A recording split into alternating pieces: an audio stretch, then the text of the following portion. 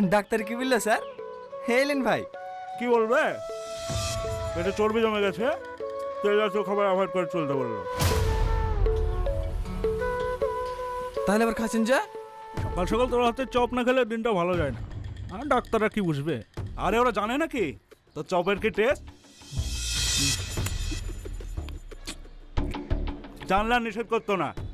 দে দে আরেকটা দে। না না, আমি আর দিতে পারবো না। ডাক্তার বারণ করেছে, আবার তেলের খাবার খাচ্ছি। আরে দে, আমরা না খেলে আবার তোর দোকান চলবে কি করে? না চলুক, তাই বলে আমার দুটো লাভের লেগে আপনার ক্ষতি তো করতে পারবো না। দে দে, তুইও কমলার মতো করছিস। এসব কি খাবার খাওয়াচ্ছে মানুষকে? কি হয়েছে ভাই? কি রে? আমি তো অনেক যত্ন করে খাবার করি, ওই দেওয়ার সময় তো চোখে পড়লো না। আর শুলো করতে আসলো। আমাকে জিজ্ঞেস করছে আসলে করতে আসলো। ভালো বেচা কেনা হচ্ছে বলে মানুষকে নোংরা খাবার খাবি না?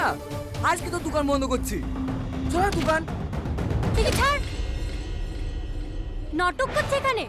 আমি নিজে চোখে দেখলু পকেট থেকে আরশোলা বের করে খাবারে মিশাতে। কেন মিশালি? দোকানটা ভালো চলছে বলে তোদের হিংসা হয়েছে? আমি কিন্তু খাবার আসলে মিশে যাবো। এক কবে গলা নামি দিব। মিথ্যে কথা বলা না, মিশাইস নি।